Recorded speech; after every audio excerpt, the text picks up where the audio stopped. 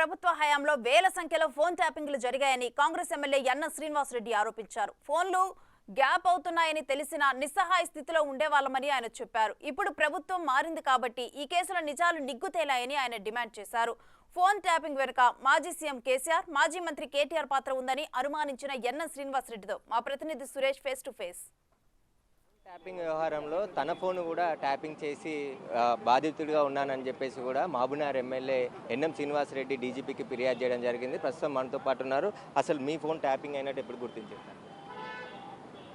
మహబూబ్ నగర్లో ఎలక్షన్ ప్రచారం మొదలుపెట్టినప్పుడే నాకు అర్థమైపోయింది. నేను కూడా పనిచేసిన ఇంటెలిజెన్స్ ఏజెన్సీలో, నాకు తెలుసు ఎట్లా ట్యాపింగ్ అవుతుంది, ఏమవుతుంది. అప్పుడే నాకు అర్థమైంది. కానీ ఎలక్షన్ టైంలో మనం చేయాల్సింది ఏం లేదు. ఎలక్షన్ గెలిచే దాని మీద మన దృష్టి ఉంటుంది తప్ప ఈ కంప్లైంట్ చేయాలి. అప్పుడు ఎవరికి కంప్లైంట్ చేస్తాం?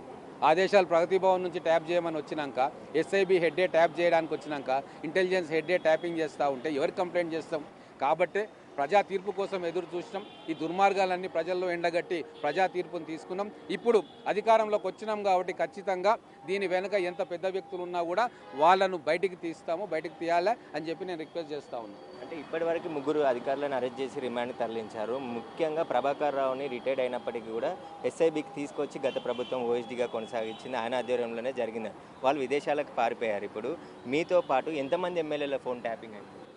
నాకు తెలిసి బీజేపీ ఎమ్మెల్యేలు కావచ్చు, బీజేపీ రాష్ట్ర నాయకులు కావచ్చు, ఇక్కడ కాంగ్రెస్ ఎమ్మెల్యే క్యాండిడేట్లు కావచ్చు, కాంగ్రెస్ రాష్ట్ర నాయకులు కావచ్చు, ప్రతిపక్షంలో టీఆర్ఎస్ వ్యతిరేకంగా, కేసీఆర్ వ్యతిరేకంగా లేదా కల్వకుంట్ల కుటుంబానికి వ్యతిరేకంగా ఎవ్వరు గొంతు విప్పినా వాళ్ళ ఫోన్లు ట్యాప్ అయి ఉన్నాయి. కొన్ని వేల సంఖ్యలో ఫోన్ ట్యాపింగ్ జరిగింది అనేది మీడియా వార్తలలో మనం తెలుస్తూ ఉంది. హార్డ్ డిస్కులు సరిపోక లారీలలో తీసుకొని పోయి మూసీ నదిలో, వికారాబాద్ అడవుల్లో వేసిన సంగతి నేను మీడియా ద్వారా చూస్తూ ఉన్నా. కాబట్టి ఇంత దుర్మార్గమైన పనులు చేసి అనాథరైజ్డ్ ట్యాపింగ్ చేసిన వ్యక్తులను ఖచ్చితంగా ఐడెంటిఫై చేయాలి. ఎవరెవరి ఫోన్లు టెలిఫోన్ ట్యాపింగ్లో ఉన్నాయో అవి కూడా ప్రజలకు చెప్పాల్సిన బాధ్యత అధికార యంత్రాంగం మీద ఉంది.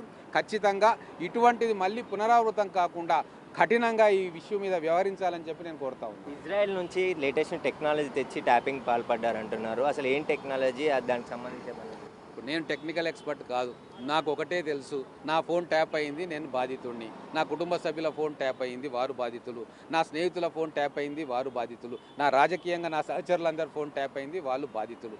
కాబట్టి మా బాధను మేము అధికార యంత్రాంగానికి, డీజీపీ గారికి తెలియజేస్తున్నాం. అంటే గత ప్రభుత్వం చెప్పినందుకే మేము ట్యాపింగ్ పాల్పడ్డాం, ఇప్పుడు ప్రభుత్వం చెప్తున్నందుకు ఇన్వెస్టిగేషన్ మీరు చేస్తున్నారని చెప్పేసి కూడా ప్రభాకర్ రావు అధికారితో మాట్లాడినట్టు వార్తలు దీనిపైన ఇప్పుడు ఒకటండి, వారు ఏం చెప్పారో మనకు తెలియదు. కానీ ఏ ప్రభుత్వాలైనా సరే తీవ్రవాదుల కార్యకలాపాలు కనుక్కోవడానికి ట్యాపింగ్ చేస్తాయి. కానీ దానికి ఒక సిస్టమ్ ఉంటుంది, ప్రొసీజర్ ఉంటుంది. పర్టికులర్ హోదా కలిగిన ఆఫీసర్ తోటి పర్మిషన్ తీసుకొని ట్యాపింగ్ చేస్తాం. కానీ ఇక్కడ అట్లా చేయలే. ప్రైవేట్గా ట్యాపింగ్ సెంటర్లు ఓపెన్ చేసిర్రు. ప్రైవేట్ కోచింగ్ సెంటర్లు ఓపెన్ అయితే కదా ఇంటర్మీడియట్ ఐఐటి పాస్ చేసి ప్రైవేట్ ట్యాపింగ్ సెంటర్లు ఓపెన్ చేసిర్రు. ఇదే చాలా దారుణం. మొత్తం వ్యవస్థలో ప్రతి ఒక్కరి ఫోన్ ట్యాప్ అయి ఉంది. ఇంతకంటే దుర్మార్గం ఏమైనా ఉంటుందా? బ్రిటిష్ వాళ్ళు కూడా ఇంత నిర్బంధంగా పరిపాలన కొనసాగించలే. అది ఈ 5 ఏళ్ల టీఆర్ఎస్ పాలన. ఇప్పుడు ముఖ్యంగా 2018 నుంచి 2023 వరకు జరిగిన పాలన భారతదేశ చరిత్రలో ఒక చీకటి పాలన, దుర్మార్గమైన పాలన. కాబట్టి వాళ్ళు ఏమేం చేసిర్రో, ముఖ్యమంత్రి కాడ నుంచి కానిస్టేబుల్ దాకా చట్టాన్ని అతిక్రమించి ఏ పని చేసినా కూడా అది ప్రజల ముందుకు రావాల్సిందే. ఎందుకంటే బాధితులు ఇక్కడ ప్రజలు. ఎంతోమంది